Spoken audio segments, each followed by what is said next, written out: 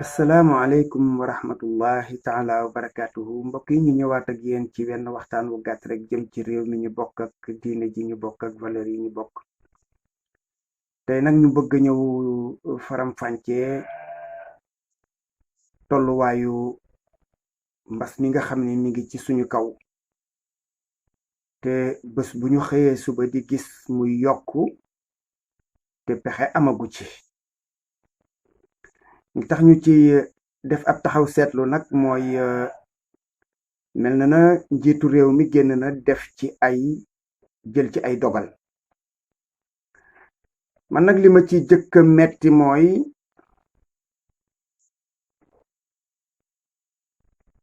toppandoo baat boobu laa mën a wax de xanaa gi nga xam ni moom lay toppandoo réewum France nga xam ni lépp loo xam ne lii daal ñu ngi koy décider rek ñun Sénégal bala ñu ko mën a décider France décider ko loolu moom lu jara seetaat la daan na am nag waaye moom façon bi mu ciy def moom moo jéggi dayoo réew mu indépendant diirub juróom benn fukki at ak boobaak léegi wax dëgg yàlla wër ngaa mën a nag di jël say décision yoo xam ne yii yaa koy xalaatal sa bopp seetal ko sa bopp seetantalal ko sa bopp waaye tombe gi daal moom mi ngi bëgg a bari ndax fu réewum nasaraan yi waxe France suñ ci tegee benn fan wala ñaari fan moom it mu wax te nag wax yi baat ya kële di wax day mel na ay baat yooyu moom lay jëlaat daanaka moom lay tegaat ci discours am ñu ne deetewaay mbas moo xam ne mi ngi ci réew moo xam ne mii 95% yi dégg nañu wolof lu mu gàtt-gàtt xaw nga mën sax ne 100% yi nekk Sénégal ku ko mënta dégg di ko wax it buñ ko waxee nga xam la ñu wax nga dikk di làkk français ci loo xam ne lii concerné wul tubaab yi ñun la concerné loolu itam wax dëgg yàlla lu teeyum xel la ñuy laaj nag léegi ndax confinement bi nga xam ni moom moo fi nekk maanaam état d'urgence bi nga xam ni moom la ñu appliqué ba xëy benn bés wàññi ci ñaari waxtu benn ci njaalbeen ga ak benn ci mujj ga nga xam ni bi ñuy appliqué état d'urgence booba defe naa ne matul fanweeri kaa ñu dem ba mu mat ñaari junneeg nangam ñu ne nañ ko dindi wala boog nañ ko wàññi mel na ne loolu dana teeyum xel ci kuy am xel di xalaat te nag état d'urgence dafa am ay façon yu bare am na état d'urgence ci jamonoy guerre wala ci jamonoy leneen bii état d'urgence sanitaire la état d'urgence sanitaire bu fekkee danga ko appliquer guddi impact bi du bari du am njëriñ su fekkee ne nit ñi dañuy mën a xëy suba waxtu wañ daan xëy nekk ci seen yitte ba waxtu wi ñuy wàcc nga xam ni nit ku normal la ma doon wax keroog fu ko 20 heures fekk rek mëg a këram wala xelam nekk këram boobu façon état d'urgence day gëw ma ne impact bi dana gën a soxor déedéet état d'urgence daal boo ko doon def da ngay wàññi boo xëy na dem géeg dikk gi ci anam yu bare dëgg la tëj nañu diggante dëkk ak morom ma waaye dëkk boo dem bëccëg bi day mel na tulleeg màlle ñi nga xam ne ñi amuñu pexe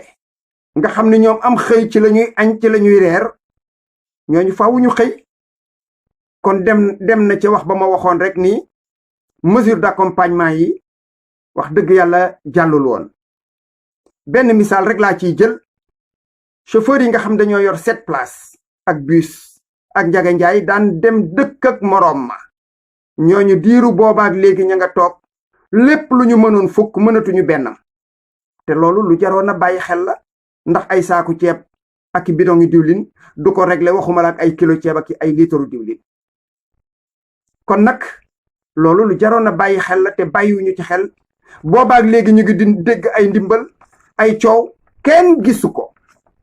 kenn mën nañ koo wax ndax liñ doon wax ndaal ceeb ba ñu gisoon dara gisoo kenn ku la ci ne am naa ci saakub ceeb wala am naa ci ñaari saakub ceeb te kër yi daanaka kër goo fi gis day lekk saaku ceeb ci fukki fan wala fukki fan ak juróom décision bi nga jël tijji jàkka yi c'est une sage décision maanaam décision bu tegu ci yoon la ndax li tax mu tegu ci yoon nag du fi nga xalaate déedéet tegu na ci yoon parce que bi nga xamee ne da ngay jël décision tëj jàkka yi defoo ci doole defoo ci force defoo ci pouvoir bi nga xam ne moom la ñu jël teg ko ci sa loxo doxal ko mu maase ñépp àndandoo di ko def ba mu tàmbalee dañ ciy jàpp ay nit di leen ci tëj di leen ci traduire tribunal dugg ci kër dóor ñooña am ci sax ñoo xam ne fi ñu toll ñu nga tëdd ca kaso ba parce que dañoo mënta seetaan ñuy néewal doole seenum njaboot pendant ce temps ci boobu jamono ñeneen a ngi julli te kenn tudd leen kenn taasu leen kon dangaa def 2 poids 2 mesures bi ma doon wax rek moo fi ne 2 poids 2 mesures nag bu nekkee cim réew dañuy àgg ci ay frustration nit ñi di am yu leen metti ci seen xol loolu moo indi woon ab dëkk jumaa ja fa nekk ñu xëy suba ne dañuy julli ñoom ndax nag seeni nawle ñoo ne ci réew mi yor seeni jàkka ak seeni jumaa di julli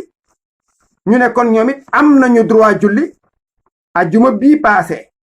boo bàyyi boo tijjiwul woon réew mi day tàkk rek te sa pouvoir day gën a wàññiku donte nag la fa desoon bariwut crise d'autorité injustice moo koy instauré cim réew yaakaar naa ne nag xam ngeen li ngeen di def décision bi nga jël mel na ku ne yalax nit ñi yaakaar naa ne xam nga ko ndax am na ci yoo xam ne yi dégg naa ñu tudd ko ci naan nañu jël seen responsabilité sénégalais dañ ko mës a xam ci jëlub responsabilité am na fi ay nit de yu mat yu responsable yu xam lu jekk xam lu jaadu xam lu méngoo ak jamono waaye xam nga ne sénégalais yii bala ñoo jël seen responsabilité yata leen di tiim parce que loolu la ñu tàmmal ko suñu bopp toog ba yàgg nga xam ne lii jekk na lii rafet na lii jaadu na nga doxal ko déedéet faawu yoon taxaw ci sa wet alkaati taxaw wala keneen taxaw kon boo naan nit ñi nañ jël responsabilité ngeen ne da ngeen di bàyyi nit ñi léegi kaa yi nga xam ne ay contact la ñu dem defee di ko seen kër confinement defee seen kër quarantaine décision yooyu baaxul ñu ne déetewaay ngeen ni élèves yi nga xam dañoo nekk classe d'examen gis naa ci IEFu Mbàkke nee na élèves yi nga xam dañoo nekk classe d'examen te bëgg a dem seeni école te nekkoon ci vacances su Pâques ya ñooña nañu woote numéro sàngam ñu jël si leen wutal leen ay moyens yu ñu delloo seen école loolu moo valable pour yeneen écoles yi ci Sénégal yépp mais lu yamu fa enseignants yi nekkoon seen kër ya dañuy dellu parce que sinon élèves yi duñu am ku leen jàngal kon li ngeen nar lu mu doon lii ngeen nar lu mu doon lan ngeen di lijjanti élèves yi ak professeurs yi bu fekkee ne dañoo war a rentrer seen kër dañoo war a jóge seen kër delluwaat ci école yi wala dëkk yi ñuy jàngalee ngeen ne élèves bu primaire yi ba tey ñoom it dañuy xaarandi kon yéen année blanche bi ngeen di bañ lan ngeen bëgg ñi def examen suñ ko defee ñoom yan classe la ñuy dugg bu ñu paree ci examen waa nu mu tuddati CM2 bu ñu defee examen déwén yan classe lañ leen di dugal bu classe su sixième yi paasewul te classe su sixième yi dañoo war a jàng bu ñu jàngee fi ñu toll nii retard bi ñu accusé ñépp xam nañ ko bàyyi leen politique de l'autruche il faut que ngeen di waxanteeg nit ñi dëgg ngeen ne jàkka yi 12 personnes ngeen fay yóbbu dëgg la am na ci jàkka yoo xam ne moom yomb naa lijjanti ci loolu am na fii jàkka yi Sénégal yu bare man bari na jàkka yu ma dugg julli ci dox yam ca wala ma tukki yam ca dangay dem ca jàkka doo fa fekk ñaari sàppe kon loolu lijjanti ko yomb na moom même ca commencement ba am na jàkka yoo xam ni moom su dee mesure yooyu ngeen di wax rek mënoon nañ ko def ndax fii jàkka ju fi am ñetti sàppe bariwut nit ñi ñoo topp ci wax ji di bari rek di coow naan nañ ubbi jàkka yi ubbi jàkkan lañ koy ubbil ndax nag neexul ba neexul waaye jàkka yi fréquentation bi demeewul ni mu war a demee ku ne xam na ne Sénégal gi am na lu ci suñu borom dugal yërmandeem loolu lu waaye dof